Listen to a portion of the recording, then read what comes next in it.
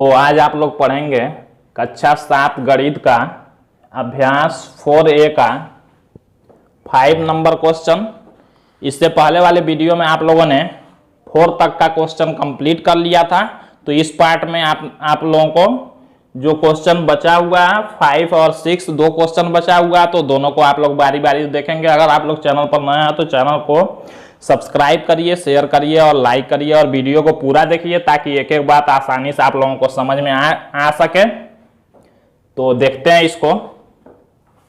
5 number question दिया है, 4 semi का एक रेखाखंड PQ खींचिए, इसके लंबार्धक कीजिए जो रेखा PQ को बिंदु D पर काटे। क्या PD बराबर QD है। पुनः PD त्रिज्या का एक वृत्त खींचिए और देखिए क्या यह वृत्त बिंदु P और Q से होकर आ रहा है। तो जैसे क्वेश्चन दिया वैसे हमको बनाना है और बनाने के बाद फिर इसका रचना लिखना है।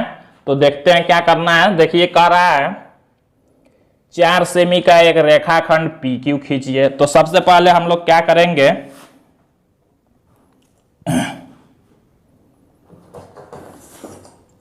प्रकार से हमने बताया था इसमें सेमी क्या होता है, 0 से जो 15 तक का छोटे छोटे दूरी पर कम दूरी पर दिया रहता है वही सेमी होता है। तो कह रहा है कि 4 सेमी का रेखाखंड, तो इसमें हम लोग 4 सेमी दूरी नाप के पेंसिल से 4 सेमी का एक रेखा खींचेंगे। PQ स्केल की सहायता से खींचना है। तो ऐसे मान लीजिए हमने एक रेखा, देखिए PQ खींचना है तो हम PQ खींच देंगे ऐसे। ये कितने सेमी का है, 4 सेमी का। तो अब देखिए आगे क्या कर रहा है, इसके लंबार्धक कीजिए जो रेखा PQ को बिंदु D पर काटे। कह रहा है इसका लंबार्धक कीजिए। अब लंबार्धक क्या होता है, हमने बताया था कि किसी रेखा को 2 बराबर भागों में बांटने को ही बांटते हैं। जब किसी रेखा को 2 बराबर भागों में, तो जो रेखा खींचते हो वही लंबार्धक होता है, उसी को लंबार्धक कहते हैं। या समद्विभाजित करता हुआ रेखा समद्विभाजक भी कहते हैं। तो दोनों नाम एक ही है। तो इसी को हमको 2 बराबर भागों में बांटते हुए एक रेखा खींचना है। तो कह रहा है कि PQ को बिंदु D पर काटे। इस PQ को जो अब रेखा खींचेंगे तो जहां कटेगा वहां D नाम रख देंगे। तो हम लोग जानते हैं 2 बराबर भागों में बांटने के लिए क्या करते हैं, प्रकार में पेंसिल को लेके पहले P पर रखेंगे और PQ के आधे से अधिक का दूरी लेंगे। आधे से कम नहीं होना चाहिए, अधिक जितना चाहेंगे ले सकते हैं। तो ऐसे क्या करेंगे, P पर रख के ऊपर और नीचे के तरफ एक चाप लगाएंगे। अब इसी दूरी से इसको घटाना बढ़ाना नहीं है। अब Q पर रखेंगे और दूसरा चाप लगाएंगे। जो पहले चापों को देखिए 2 जगह काट रहा, मान लीजिए यहाँ M पर काट दिया और यहाँ N पर काट दिया। अब स्केल की सहायता से M और N को मिलाते हुए ऐसे खींच देंगे। देखिए इस बीचों बीच से खींचते हैं। तो M N को मिलाते हुए जब हम खींचेंगे एक रेखा, तो कह रहा है कि देखिए इसके लंबार्धक कीजिए। हमने लंबार्धक कर लिया। जो रेखा PQ को, इस रेखा PQ को बिंदु D पर काटे। देखिए PQ को काट रहा है कहाँ, इस पर, मतलब यही हो गया है बिंदु D पर काट दिया। आगे कह रहा है क्या, PD बराबर QD। कह रहा है क्या PD बराबर QD। क्या कह रहा है, ये और ये दोनों बराबर हैं। तो कहेंगे हाँ, क्योंकि एक रेखा जब 2 बराबर भागों में बांट रहा है तो ये और ये दोनों बराबर होंगे। तो वही कह रहा है PD बराबर, मतलब ये QD और ये दोनों बराबर हैं। आगे देखिए कह रहा है पुनः PD त्रिज्या, ये है PD, देखिए P से D तक का दूरी। पुनः PD त्रिज्या का एक वृत्त खींचिए। तो हमको क्या करना है, PD त्रिज्या का मतलब यहां से यहां प्रकार में दूरी कौन सा लेंगे, P से D तक का दूरी ऐसे नाप लेंगे।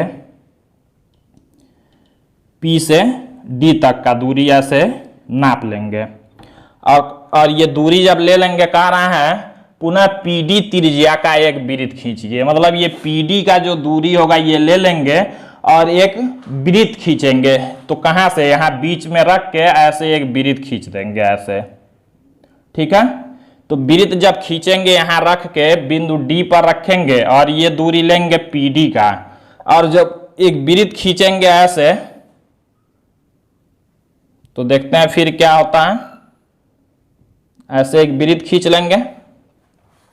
कह रहा है ये पीडी दूरी लेके एक वृत्त खींच देना है। तो देखिए हमने एक वृत्त खींचा। अब कह रहा और देखिए क्या यह वृत्त, यह जो वृत्त है बिंदु P और Q से होकर आ रहा है। कह रहा है जो वृत्त हमने खींचा वो P और Q से जा रहा है, तो हम लोग जब खींचेंगे तो वो P और Q से ही होकर जा रहा है। देखिए P और Q से ही जाएगा, तो लिखेंगे हाँ ये वृत्त P और Q से होकर जा रहा है। अब हम लोग जो जैसे जैसे बनाए हैं यहाँ आप लोगों को पता है क्या करना है, वही लिखना है। तो लिखते हैं इसको। तो सबसे पहले हम लोग जानते हैं हेडिंग क्या लिखना है, ज्ञात है। ज्ञात है में क्या लिखते हैं, जो क्वेश्चन में दिया रहता है। तो देखिए 4 सेमी का एक रेखाखंड PQ दिया है, तो लिखेंगे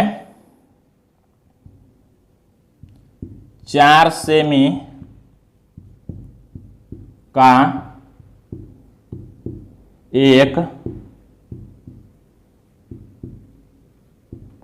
रेखाखंड PQ।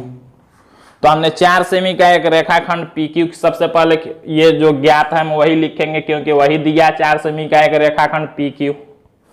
अब कह रहा है, अब यहां लिखते हैं हम दूसरा हेडिंग क्या, रचना करनी है।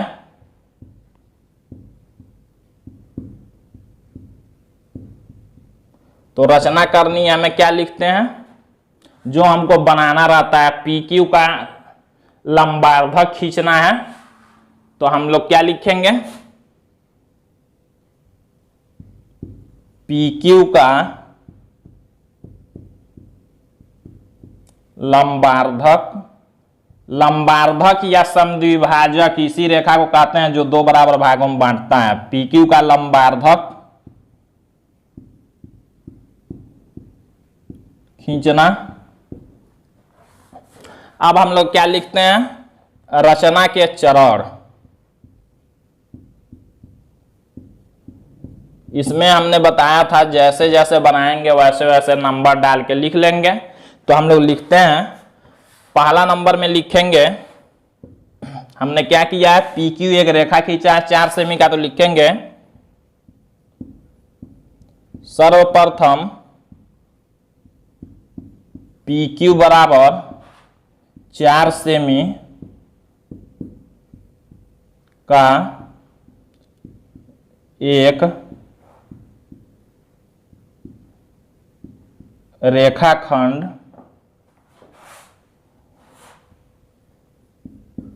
खींचा, या हम लोग ऐसे लिख सकते हैं सर्वप्रथम 4 सेमी का एक रेखा PQ खींचा, ऐसे भी लिख सकते हैं।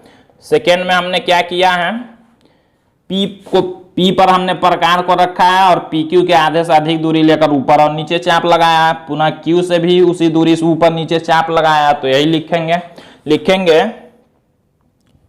P को केंद्र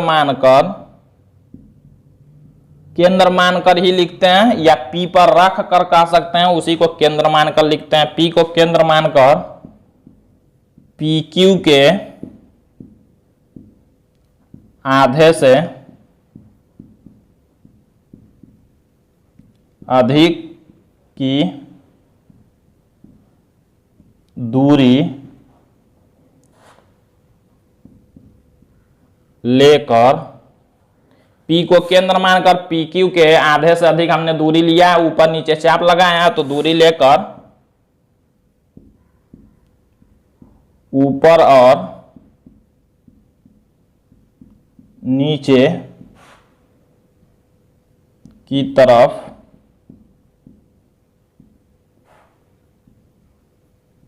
चाप लगाया। फिर चाहेंगे तो तीसरा नंबर डाल के लिख सकते हैं, नहीं तो इसी में लिख सकते हैं। पुनः उसी दूरी से, हमने दूरी को घटाया बढ़ाया नहीं है, पुनः उसी दूरी से Q से, पुनः उसी दूरी से Q से एक दूसरा चाप लगाया जो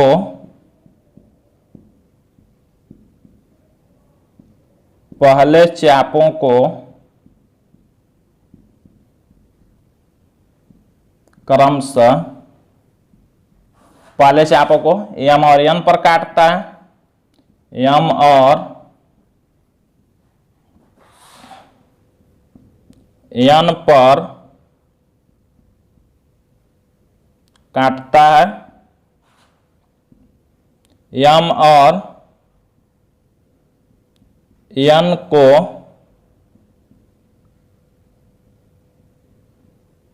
मिलाते हुए m और n को मिलाते हुए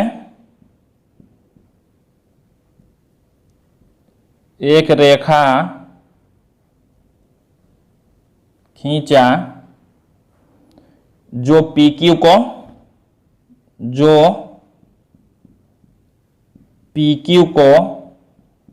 D पर काटता है। PQ को देखिए ये D पर काट, तो देखिए अब क्या करेंगे, अब आगे देखिए पूछ रहा है क्या PD बराबर QD है, तो लिखेंगे, अगला नंबर डाल के लिख लेंगे हाँ PD बराबर QD है। फिर 4 नंबर डाल के लिख लेंगे, देखिए आगे क्या पूछ रहा है, पुनः PD त्रिज्या का एक वृत्त खींचिए और देखिए क्या है, वृत्त बिंदु P और Q से होकर आ रहा है, तो हम लोग लिखेंगे PD त्रिज्या का एक वृत्त खींचा जो P और Q से होकर जा रहा है। इतना लिख लेंगे जो क्वेश्चन में पूछा है। हमने PD से एक वृत्त खींचा, PD त्रिज्या का एक वृत्त खींचा जो P और Q से होकर जा रहा है, यही पूछा क्वेश्चन में, तो इतना कर लिख लेंगे। अब हम लोग अगला क्वेश्चन देखते हैं। तो 6 नंबर क्वेश्चन, यही लास्ट क्वेश्चन है, इसको देखते हैं। 6.4 सेमी का एक रेखाखंड AB खींचिए और उसका सममित अक्ष खींचिए। कह रहा है 6.4 सेमी लंबाई का एक रेखा खींचना है। तो हम लोग क्या करेंगे, इसमें से स्केल में हम लोग नापेंगे 6.4 सेमी। अब 6.4 क्या होता है, इसमें बीच बीच में देखिए जो छोटा छोटा ऐसे लाइन खींचा होता है, वही दशमलव के बाद 1 2 3 4 खाना होता है, वो टोटल 10 लाइन होता है सेमी में। तो 6.4 का मतलब हुआ 6, जैसे मान लीजिए ये स्केल होता है ऐसे, मान लीजिए यहां से यहां तक का दूरी दिया है, ये 6 हो गया, यहाँ 7 होगा सेमी में जो दूरी दिया होगा, इसके बीच में ऐसे 1 2 3 4 5 6 7 8 9 10 लाइन जो होता है, तो इसी को 6.4 का मतलब 1 2 3 4, मतलब 6 के बाद यहाँ तक का दूरी लेंगे, वही 6.4 होता है। तो इसको देखते हैं। तो स्केल में हम लोग 6.4 दूरी लेंगे और एक रेखाखंड AB खींचेंगे और नाप के एक रेखाखंड खींच लेंगे। इसका नाम क्या हो जाएगा, AB। यहाँ जो दूरी होगा वो 6.4 सेमी का हो जाएगा। तो हमने एक 6.4 सेमी का रेखाखंड खींच लिया, उसका नाम AB रख लिया, AB का है, तो उसका सममित अक्ष खींचिए कह रहा है। अब हम लोग जानते हैं सममित अक्ष क्या है। तो ऐसा रेखा जो होगा, ऐसा रेखा जो किसी आकृति को 2 बराबर भागों में बांट देता है, उसी को सममित अक्ष कहते हैं। कोई भी ऐसा रेखा जो किसी भी आकृति को 2 बराबर भागों में बांट दे, उसी को सममित अक्ष कहते हैं। तो जैसे अभी आप लोग पढ़ चुके हैं कि किसी रेखा को दो बराबर भागों में बांटना है। इसको बांटते हुए जो रेखा ऐसे खींचेंगे उसी को सममित अक्ष भी कहते हैं।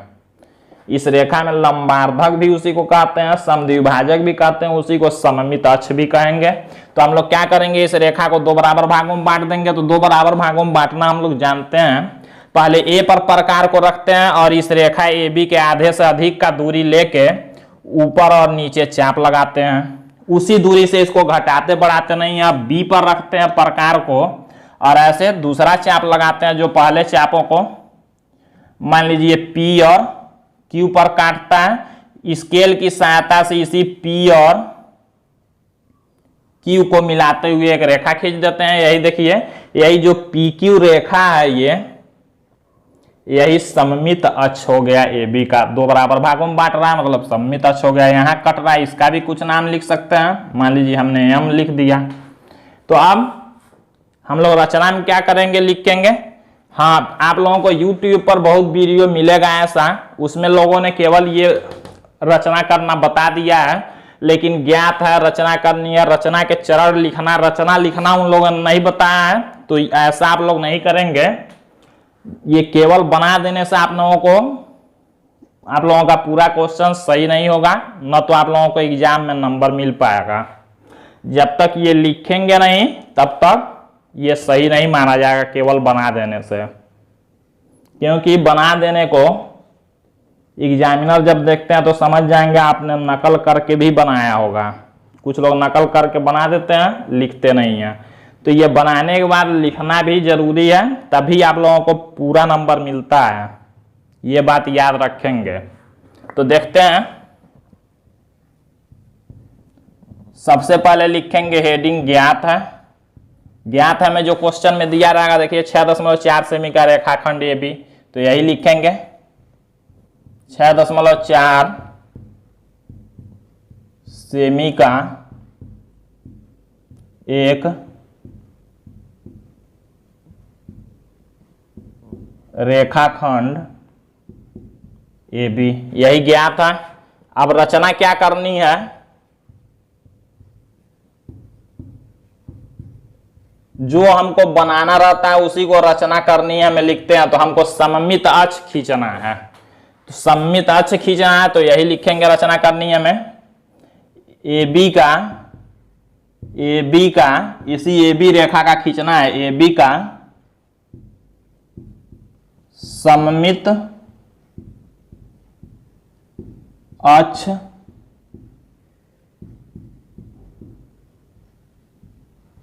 खींचना, हमको यही करना है। अब हम लोग लिखते हैं रचना के चरण। रचना के चरण में क्या लिखते हैं, जैसे जैसे हम लोग बनाए रहेंगे उसी को नंबर डाल के लिख देना रहता है। तो सबसे पहले हमने क्या किया है, ए बी एक 6.4 सेमी का रेखा खींचा है। तो हम लोग लिखेंगे सर्वप्रथम 6.4 सेमी का एक रेखाखंड ए बी खींचा। सबसे पहले हमने यही किया है, 6.4 सेमी का एक रेखाखंड ए बी खींचा। अब क्या किया हमने, ए को केंद्र मानकर आधा से अधिक दूरी लेकर ऊपर नीचे चाप लगाया। सेकेंड नंबर में ए को केंद्र मानकर ए बी के आधा से अधिक दूरी हमने लिया है। ए बी के आधे से अधिक की दूरी लेकर ए को केंद्र मानकर ए बी के ए पर हमने रखा है, ए बी के आधे से अधिक दूरी लेकर ऊपर और नीचे चाप लगाया। फिर हमने क्या किया, पुनः उसी दूरी से बी से पुनः उसी दूरी से B को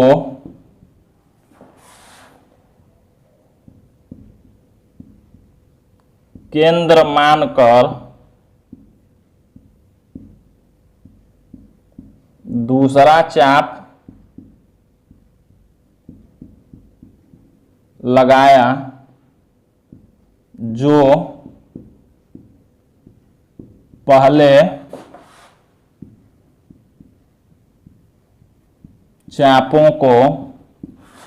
चापों को देखिए P और Q पर काटता है, P और Q पर काटता है। अगला नंबर डाल के लिख लेंगे P और Q को मिलाते हुए, P और Q को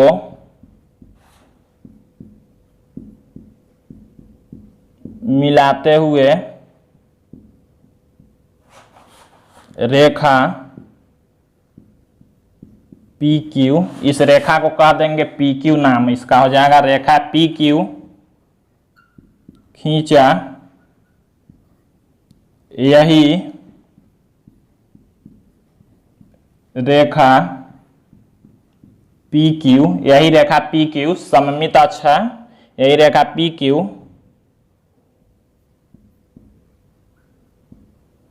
रेखाखंड AB का सममित